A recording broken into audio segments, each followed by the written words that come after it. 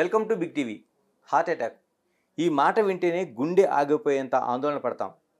కానీ సంవత్సరానికి 2 ఇంజెక్షన్లు చేయించుకుంటే మన హార్ట్ అటాక్స్కు చెక్ చెప్పచ్చు అంటున్నాయి పరిశోధనలు. ఇంతకీ ఏంటా పరిశోధనలు, ఏంటా injection? Apollo cardiology and clinical research director doctor ఏ శ్రీనివాస్ కుమార్ గారు మనతో ఉన్నారు. శ్రీనివాస్ కుమార్ గారు నమస్తే. నమస్తే అండి. హార్ట్ అటాక్స్ అనగానే మనం తీవ్రమైన ఆందోళన చెందుతాం. అలాంటిది 6 నెలలకు ఒక ఇంజెక్షన్ చేయించుకుంటే మీ హార్ట్ అటాక్స్కి చెక్ చెప్పచ్చు అనేది ఇప్పుడు చెప్తున్నారు. ఏంటి అంత పరిశోధన ఏం జరిగింది? ఆ ఇంజెక్షన్స్ ఏంటి అసలు? అంటే ఆ ఇంజెక్షన్ అనేది ఇంక్లిసిర్ అనే ఇంజెక్షన్ గురించి చెప్పాము. బట్ అందరూ తెలుసుకోవాల్సింది ఏంటంటే ఫస్ట్ హార్ట్ అటాక్లు రావడానికి ఒక 4-5 రకాల కారణాలు ఉంటాయి. యంగ్ వాళ్ళల్లో అయితే స్మోకింగ్, స్ట్రెస్, ఎక్కువ వయసు ఉన్న వాళ్ళల్లో అయితే కనుక అధిక కొలెస్ట్రాల్, షుగర్ వ్యాధి, బ్లడ్ ప్రెషరు, ఒబిసిటీ అనేది కారణాలు. ఏదైతే కొలెస్ట్రాల్ పరంగా వచ్చే హార్ట్ అటాక్లు ఉన్నాయో వాటికి మంచి చికిత్స వచ్చింది. దానికి ఈ ఇంజెక్షన్ చాలా బాగా పనిచేస్తుంది. ఇంతకుముందు కొలెస్ట్రాల్ తగ్గించడానికి ఏవైతే స్టాటిన్ మాత్రలు ఉండేనో అవన్నీ ఉండే కానీ కొంత మాత్రం పనిచేస్తుండే. కానీ టోటల్గా ఏదైతే కొలెస్ట్రాల్ మరీ తక్కువ అయితే కనుక లోపల ప్లాక్స్ జమ కాకుండా రిగ్రెషన్ అవుతుందని చెప్పామో అంత లెవెల్కు తగ్గకపోతుండే. ఈ కొత్త ఇంజెక్షన్ రావడం వల్ల కొలెస్ట్రాల్ సిగ్నిఫికెంట్గా తగ్గి కొలెస్ట్రాల్కి సంబంధించిన మట్టుకు కారణాలు అయితే హార్ట్ అటాక్ వచ్చే ఉన్నాయో దాన్నంతా తగ్గిస్తుంది. కానీ ఇంజెక్షన్ తీసుకొని కొలెస్ట్రాల్ తగ్గించుకొని మళ్ళీ స్మోకింగ్ చేస్తేనో లేకుంటే షుగర్ కంట్రోల్ చేసుకోకపోతేనో మళ్ళీ దాని రిస్క్ ఉంటుంది. మిగతా అన్ని కంట్రోల్లో పెట్టుకొని కొలెస్ట్రాల్కి సంబంధించిన మట్టుకు మీరు ఇంజెక్షన్ తీసుకుంటే మీ హార్ట్ అటాక్లు రాకుండానే చూసుకోవచ్చు. ఒకవేళ వచ్చినా మళ్ళీ రాకుండా చూసుకోవచ్చు అని మనకు అధ్యయనాలు తెలిసింది. కొలెస్ట్రాల్ అనగానే మనకు ప్రధానంగా వినిపించేది ఎల్డిఎల్, హెచ్డిఎల్. మంచి కొలెస్ట్రాల్, బ్యాడ్ కొలెస్ట్రాల్ ఏంటి? ఆ డిఫరెన్స్ ఏంటి? ఎలా వస్తాయి ఇవి? అంటే కొలెస్ట్రాల్ అంటే టోటల్ కొలెస్ట్రాల్ను మనం మామూలుగా మెడికల్ పరిభాషలో టోటల్ కొలెస్ట్రాల్ అనే దాన్ని మామూలుగా అంత కొలెస్ట్రాల్ అంటాం మనం. దాంట్లో సబ్ టైప్స్ ఉంటాయి. ఒకటి హై డెన్సిటీ లైపోప్రోటీన్ కొలెస్ట్రాల్ అని, హెచ్డిఎల్ కొలెస్ట్రాల్ అని. ఇంకొకటి లో డెన్సిటీ లైపోప్రోటీన్ కొలెస్ట్రాల్ అని, అంటే ఎల్డిఎల్ కొలెస్ట్రాల్ అని. అదే కాకుండా ట్రైగ్లిజరైడ్స్ అని ఇంకో రకమైన ప్రాబ్లమ్స్ ఉంటాయి. దీంట్లో ఏంటంటే అన్నీ కలిస్తేనే టోటల్గా కొలెస్ట్రాల్ ఫామ్ అవుతుంది. ఈ టోటల్ కొలెస్ట్రాల్ ఉన్న దాంట్లో ఏదైతే ఎల్డిఎల్ పార్టికల్స్ ఏవైతే ఉంటాయో దాంట్లో మామూలుగా అది బాడీలో రక్తంలో అబ్జర్వ్ కాక అది రక్తనాళాల్లో డిపాజిట్ అయ్యి ఈ కొలెస్ట్రాల్ ప్లాక్స్ పెరిగిపోతాయి. దాన్ని ఎల్డిఎల్ కొలెస్ట్రాల్ అంటాం. ఈ ఎల్డిఎల్ కొలెస్ట్రాల్ చెడు కొలెస్ట్రాల్. వెరాజ్ హెచ్డిఎల్ కొలెస్ట్రాల్ ఏంటంటే హై డెన్సిటీ ఉండడం వల్ల అది బ్లడ్లోంచి ఉన్న కొలెస్ట్రాల్ను లివర్కి ట్రాన్స్పోర్ట్ చేయడంలో హెల్ప్ చేసి దాని తర్వాత ఓవరాల్ కొలెస్ట్రాల్ ఏదైతే కారణం అవుతుందో దాన్ని తగ్గిస్తుంది. అందుకే అది మంచి కొలెస్ట్రాల్. కానీ మామూలుగా మనం డైట్లో ఏదైతే రెగ్యులర్గా కొలెస్ట్రాల్ అంటామో ఈ చెడు కొలెస్ట్రాల్ను మనం కొలెస్ట్రాల్గా సంబోధిస్తాం మెడికల్ మామూలుగా కొలెక్యులర్ లాంగ్వేజ్లో. అంటే ఎల్డిఎల్ కొలెస్ట్రాల్, టోటల్ కొలెస్ట్రాల్. ఈ ఎల్డిఎల్ కొలెస్ట్రాల్, టోటల్ కొలెస్ట్రాల్ ఎప్పుడైతే పెరుగుతుందో అప్పుడు హార్ట్ అటాక్లు రావడానికి అవకాశం ఎక్కువగా ఉంటుంది. కాకపోతే కొన్నిసార్లు ఆ టోటల్ కొలెస్ట్రాల్ పెరిగినప్పుడు హెచ్డిఎల్ కొందరికి పెరుగుతుంది, కొందరికి హెచ్డిఎల్ తగ్గి ఎల్డిఎల్ పెరుగుతుంది. అది ఇంకా డేంజరస్. మంచి కొలెస్ట్రాల్ తగ్గి చెడు కొలెస్ట్రాల్ ఎక్కువ ఉన్నప్పుడు ఇంకా ప్రాబ్లం అవుతుంది. సో అట్లా ఉన్నప్పుడు కాంబినేషన్ వాళ్ళకి మాత్రం ఇంకా ఎక్కువ కేర్ఫుల్గా ఉండాలి. కొలెస్ట్రాల్ అనేది మంచిదా చెడుదా కాదంటే పుట్టుకతోనూ కూడా కొంచెం కొలెస్ట్రాల్ ఉంటుంది. మన శరీరంలోని ప్రతి సెల్ కణము ఫామ్ కావడానికి సెల్ వాల్స్ కూడా కొంచెం కొలెస్ట్రాల్ అవసరం. కాకపోతే అది మోతాదు మించి పెరిగినప్పుడు దాని తర్వాత ఇంకా ఆల్రెడీ దానికి తోడు షుగరు, బ్లడ్ ప్రెషరు వ్యాధులకు తోడైనప్పుడు ఇంకా దానికి రిస్క్ ఎక్కువైపోయి హార్ట్ అటాక్స్ సంభవిస్తాయి. హెచ్డిఎల్ తగ్గడానికి, ఎల్డిఎల్ పెరగడానికి అంటే మన లైఫ్ స్టైల్ ఏమైనా కారణం ఉంటుందా? హెచ్డిఎల్ అంటే మంచి కొలెస్ట్రాల్ అనుకుందాం, ఎల్డిఎల్ అంటే చెడు కొలెస్ట్రాల్ అనుకుంటాం. అది చెడు పెరగడానికి మంచి తగ్గడానికి కారణాలంటే బేసికల్గా బాడీ మెకానిజం, మెటబాలిజం అంటామండి. 70% కాంపోనెంట్ బాడీలో తయారవుతుంది. అది 30% ఏదైతే కాంపోనెంట్ ఉంటుందో అది మనం బయట నుంచి తీసుకునే ఫుడ్ స్టఫ్స్ అని, డైట్, కొలెస్ట్రాల్ కంట్రోల్ చేసేదానికి, నూనె వస్తువులు తగ్గించడం అవన్నీ 30% కంట్రిబ్యూట్ చేస్తాయి. మరి 70% వాళ్ళకి ఎట్లా జరుగుతుందంటే అది ఫ్యామిలీలో పెరుగుతుంది. ఫ్యామిలియల్ హైపర్లిపిడిమియాస్ అంటాం. అంటే కొందరికి ఫ్యామిలీస్లో కొలెస్ట్రాల్ చాలా ఎక్కువగా ఉంటుంది. వాళ్ళు చాలా స్ట్రిక్ట్గా డైట్ చేసినప్పటికి కూడా అది మొత్తం తగ్గదు. మనం డైటింగ్ చేసి నియమాలన్నీ పాటిస్తే కూడా మనం 30% మాత్రమే కంట్రోల్ చేయగలుగుతాం. సో కొందరికి అయితే ఫెమిలియల్ హైపర్లిపిడిమియాస్ ఉంటాయో వాళ్ళ కొలెస్ట్రాల్ వాల్యూస్ 300, 400, 500 అట్లుంటాయి. ఎల్డిఎల్ కొలెస్ట్రాల్ లెవెల్స్ మామూలుగా 160 కంటే తక్కువ ఉండాలనుకున్నది అది 250, 300 అట్లా ఉంటాయి. వాళ్ళందరికీ ఫెమిలియల్ హైపర్లిపిడిమియాస్ వాళ్ళందరికీ ఇంతకుముందు జస్ట్ స్టాటిన్ మాత్రలు ఇస్తుంటాం కానీ అది టోటల్గా నార్మల్ కాకపోతుండే. ఈ కొత్త ఇంజెక్షన్ దాంట్లో కూడా ఇమ్మీడియట్గా తగ్గిస్తుందని డేటా ఉంది. వాళ్ళందరికీ మాత్రము ఇంజెక్షన్ స్ట్రేట్ అవే రికమెండెడ్. అది కానీ కొలెస్ట్రాల్ ఇంకా స్టాటిన్ మాత్రలు వేసుకున్నప్పుడు కూడా తగ్గకపోయినా, కొలెస్ట్రాల్కు సంబంధించిన స్టాటిన్ మాత్రలు తీసుకుంటే కొందరికి బాడీ పెయిన్స్ వచ్చి సైడ్ ఎఫెక్ట్స్ వచ్చినా వాళ్ళందరికీ మాత్రం ఈ కొత్త ఇంజెక్షన్ ఇమీడియట్లీ రికమెండెడ్. కాకపోతే చాలామందికి ఏముంటుందంటే అఫోర్డ్ చేయగలిగినప్పుడు డైలీ టాబ్లెట్స్ వేసుకోవడం బోర్ ఉన్నప్పుడు ఇది ఒక 6 మంత్స్లో ఇంజెక్షన్ ఒకటి తీసుకుంటే సరిపోతుందా అనేది పరిశోధన నడుస్తుంది. అంటే హార్ట్ అటాక్ రాకుండా కూడా తీసుకుంటే హార్ట్ అటాక్ రాకుండానే కాపాడుకోవచ్చు అని కూడా ప్రైమరీ ప్రివెన్షన్లో కూడా పరిశోధనలు జరుగుతున్నాయి. కాకపోతే ఈ వాల్యూస్ ఎంత తక్కువ జరుగుతున్నాయంటే లెస్ దెన్ 40కి తగ్గుతుండడం వల్ల ఆ లోపల ప్లాక్స్ అంతా తగ్గిపోయి హార్ట్ అటాక్ రాకుండా కాపాడుతుంది అనేది ప్రెడిక్షన్.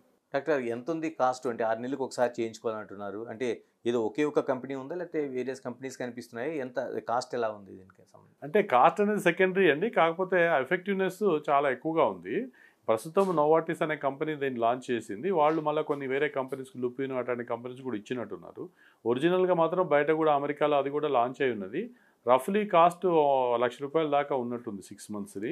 మనం ఈ మధ్య మనం డాక్టర్స్ కాన్ఫరెన్స్లో చేసినప్పుడు డాక్టర్స్ కొందరికి బెనిఫిట్ కావాలని ఒక 30% కంపెనీ వాళ్ళు రిక్వెస్ట్ చేసి అది తక్కువకి ఇప్పించాం. కాకపోతే అందరూ తెలుసుకోవాల్సింది ఏంటంటే రికమెండేషన్ ఎప్పుడు వస్తుందంటే కాస్ట్ బెనిఫిట్ అనాలిసిస్ చేసి రికమెండ్ చేస్తారు. అంటే మనకు తీసుకుంటే ఎన్ని హార్ట్ అటాక్ తగ్గిస్తుంది, ఎన్ని లైఫ్ సేవ్ అవుతుంది, దానికి ఎంత ఖర్చు పెడుతున్నాం అనే దాన్ని మనం కాస్ట్ బెనిఫిట్ అనాలిసిస్ చేసి రికమెండేషన్స్ వస్తాయి. అంటే మామూలు యావరేజ్ పర్సన్ తీసుకోవడానికి ఎప్పుడు తీసుకోవాలనే దాంట్లో రికమెండేషన్స్. కానీ ఎవరైతే డబ్బులది ప్రాబ్లం లేదో అఫోర్డ్ చేయగలుగుతారో వాళ్ళకి సైడ్ ఎఫెక్ట్స్ లేనప్పుడు ఎఫెక్టివ్గా ఉన్నప్పుడు ఎవరైనా తీసుకోవచ్చు. కానీ ఇదేదో ఓవర్ ద కౌంటరో ట్యాబ్లెట్ కొనుక్కునే ఇంజెక్షన్ కాదండి. కన్సర్న్డ్ కార్డియాలజీ దగ్గరికి వెళ్ళి మీ టెస్టులు చేయించుకొని కొలెస్ట్రాల్ సంబంధించిన రిపోర్ట్స్ చూసుకొని దాని తర్వాత ప్రాపర్గా సైంటిఫిక్ వేలో ఇంజెక్షన్ తీసుకుంటే మంచిది.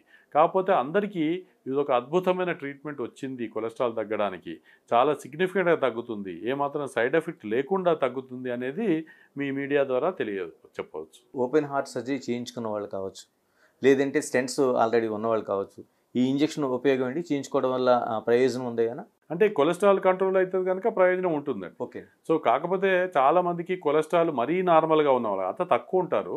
ఒక 50% మందిలో కొలెస్ట్రాల్ ఎక్కువగానే ఉంటుంది. కొలెస్ట్రాల్ టాబ్లెట్స్ తీసుకున్నా కూడా వాళ్లకు డెఫినెట్గా బెనిఫిట్ ఉంటుంది. ఇప్పుడు ఎప్పుడైనా రిస్క్ ఎంత ఉంటుందో బెనిఫిట్ అంతే ఉంటుంది.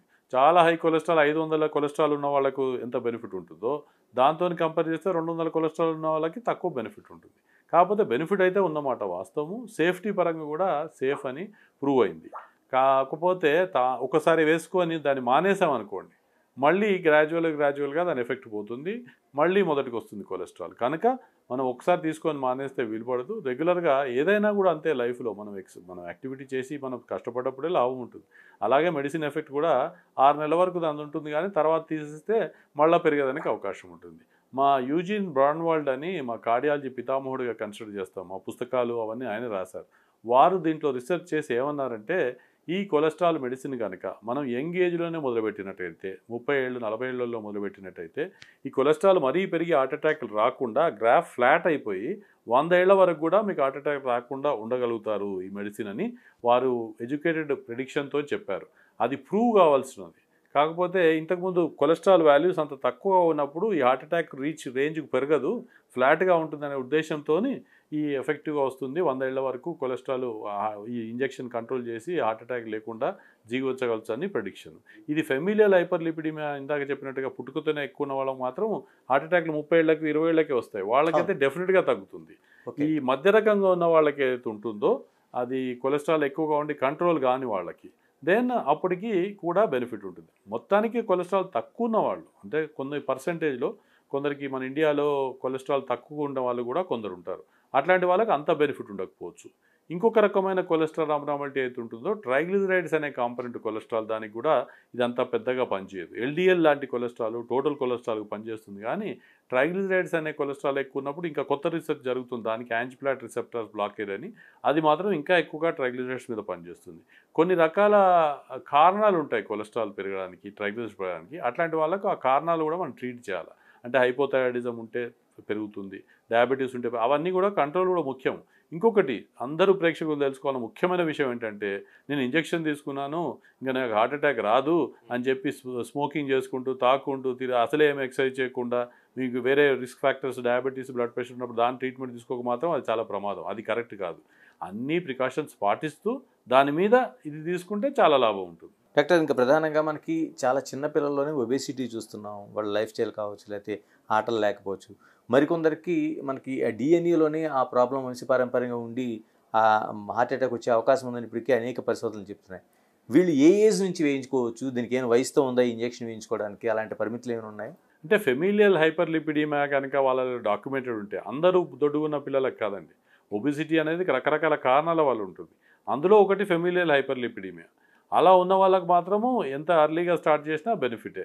కాకపోతే 18 ఏళ్ల పైబడ్డ వాళ్ళకే మనకు టెస్టింగ్ జరిగింది యాజ్ ఆఫ్ నో. కానీ సేఫ్టీ పరంగా పెద్ద ప్రాబ్లం లేదు కనుక ఎవరైనా కొలెస్ట్రాల్ ఎక్కువ ఉన్న వాళ్ళు పిల్లలు అయినా కూడా, ఒబిసిటీ ఉంటే అందరికి కాదు, దొడ్డుగా ఉండి ఉబకాయం ఉండి కొలెస్ట్రాల్ ఎక్కువ ఉన్న వాళ్ళు, ఫెమిలియల్ హైపర్లిపిడీమియా వాళ్ళకు డెఫినెట్గా బెనిఫిట్ ఉంటుంది. అలా లేకుండా కొందరికి ఫ్యామిలీ హిస్టరీ ఉంటుంది, ఫాదర్కి ఒక 30 ఇయర్స్లో వచ్చినప్పుడు ఆ సన్నుకు కూడా అదే టైంలో వచ్చేదానికి అవకాశం ఉంటుందని మనం చూస్తున్నాం. అట్లాంటి వాళ్ళందరూ కూడా మిగతా లైఫ్ స్టైల్ మెజర్స్ పాటిస్తూ ఇలాంటి ఇంజెక్షన్ తీసుకుంటూ కూడా కొంచెం ప్రొటెక్షన్ ఉండొచ్చు. కానీ అదే మళ్ళీ ముఖ్యమైన విషయం ఏంటంటే, ఎందుకు వాళ్ళు దొడ్డుకున్నారు, ఎందువల్ల ఇంకేదైనా కారణాలు ఉన్నాయని చూసుకొని కూడా దానికి కూడా ఎవాల్యుయేషన్ ట్రీట్మెంట్ చాలా అవసరం. అంతేగాని ఇది ఒక ఇంజెక్షన్ తీసుకుంటాను, మిగతా అన్ని ఫుల్ తింటాను, అసలు వాకింగ్ చేయను, ఇంకా బరువు పెంచుతానంటే ప్రొటెక్షన్ ఉండదండి. ఇది అన్నీ చేసుకుంటూ ఇది చేస్తే అప్పుడు ప్రొటెక్షన్ ఉంటుంది. సార్, డయాబెటిక్ కావచ్చు, లేకపోతే మిగతా హార్ట్ అటాక్స్ కావచ్చు, ఒకప్పుడు సంపన్నులకు సంబంధించిన ఒక రోగాలుగా మనకు కనిపించాయి. ఇప్పుడు దానికి అలాంటి పరిమితులన్నీ పోయినాయి. అంటే ఏడాదికి 2 లక్షల రూపాయలు ఖర్చు పెట్టే ఒక ఇంజెక్షన్ ఇది నిజంగానే. అది ఏమైనా కిందికి వచ్చే అవకాశం ఉందా? ఎలాంటి అంటే ఇంకా ఎక్కువ రావాల్సిన అవసరం ఉందా? వినియోగంలోకి వస్తే వచ్చే అవకాశం ఉందా? అంటే ఏదైనా రీసెర్చ్ జరిగినప్పుడు అండి, రీసెర్చ్ కట్టుబెట్టిన ఖర్చు చాలా ఉంటుంది. అందుకనే ఇనీషియల్గా లాంచ్ చేసిన కంపెనీ కాస్ట్ ఎక్కువగా ఉంటుంది. గ్రాడ్యువల్గా ఇంకా మరిన్ని కంపెనీలు కొత్త రీసెర్చ్ చేసి వస్తాయి. 2-3 కంపెనీలు వచ్చినప్పుడు ఎక్కువ యూసేజ్ అవుతుంది. అప్పుడు ఆబ్వియస్లీ కొంచెం కాస్ట్ తగ్గుతుంది. బట్ ఇంకొక మంచి విషయం ఏంటంటే, ఇంక్లిసిరాన్ మ్యానుఫ్యాక్చరింగ్ ప్రాసెస్ ఏదైతుందో, ఇంతకుముందు రెపాతా అనే యాంటీబాడీస్ ఉన్నంత కష్టం కాదని మనకు తెలిసింది. దానివల్ల ఇంకా కొందరు ఇటువంటి మాలిక్యూలే కాకుండా దీనికి ఆల్టర్నేటివ్గా కొంచెం స్లైట్లీ డిఫరెంట్ మెకానిజం ఉన్న పేటెన్సీ ఉన్న మాలిక్యూల్స్ కూడా రీసెర్చ్ నడుస్తుంది. అలాంటివి వచ్చినప్పుడు ఇంకా తగ్గడానికి అవకాశం ఉంటుంది. కానీ మీరు కాస్ట్ ఎఫెక్టివ్ అనాలిసిస్ అంటాము, సంవత్సరానికి అయ్యే ఖర్చు బట్టి చూస్తే వాట్ కంపెనీ క్లెయిమ్స్ ఈజ్ అది హార్ట్ అటాక్లు ఎంతైతే ప్రివెంట్ చేస్తుందో దాన్ని బట్టి చూస్తే ఇది కాస్ట్ ఎఫెక్టివే అని వాళ్ళు చెప్తారు. బట్ ఇంకా ఫర్దర్ అధ్యయనాల్లో మనకు తెలియాల్సింది. కానీ ఎవరైతే సంపన్నులు ఎవరైతే తీసుకోగలుగుతారో వాళ్ళందరికీ కూడా ఇంజెక్షన్ ఒక మంచి హెల్ప్ అవుతుంది. దానికి ఏం సైడ్ ఎఫెక్ట్స్ ఉండవు. ఇది మాత్రం నిర్ధారించబడింది. శ్రీనివాస్ కుమార్ గారు, మీరు చాలా సీనియర్ కార్డియాలజిస్ట్గా ఉన్నారు, అనేక మందిని సర్వీస్ చేశారు, పేషెంట్ చూస్తున్నారు. హైదరాబాద్ అనేది ఒక హార్ట్ అటాక్స్కి హబ్గా మారుతుందని ఒక ఆందోళన మనకి అనేక జనరల్స్లో కనిపిస్తుంది.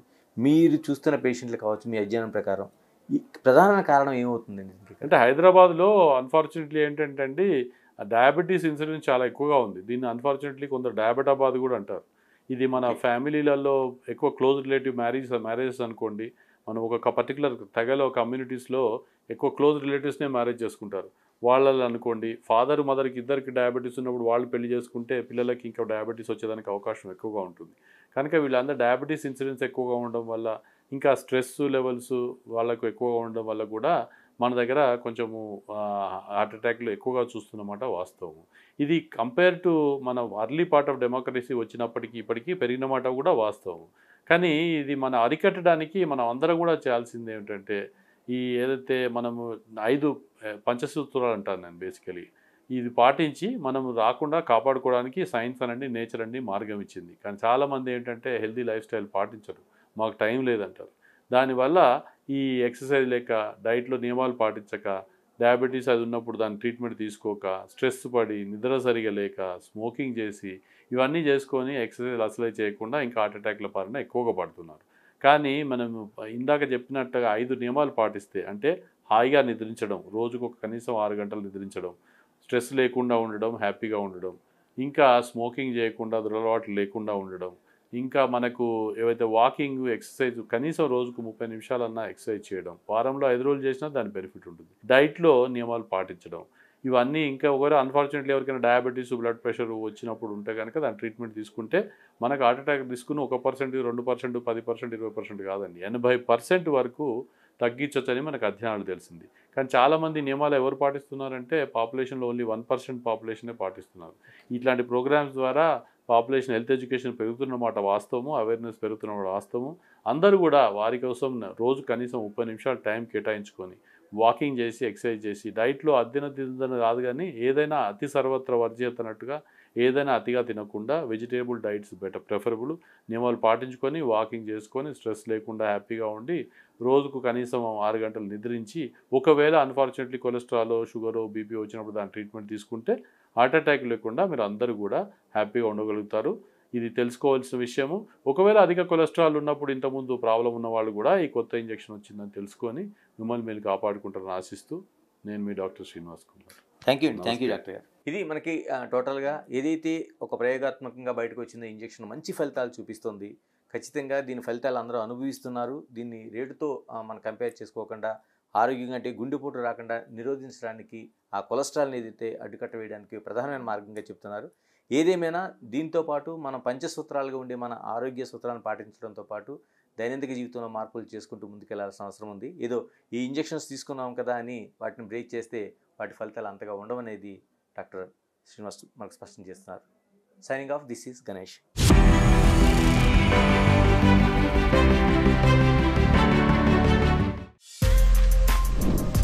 For more videos like this, subscribe Big TV channel.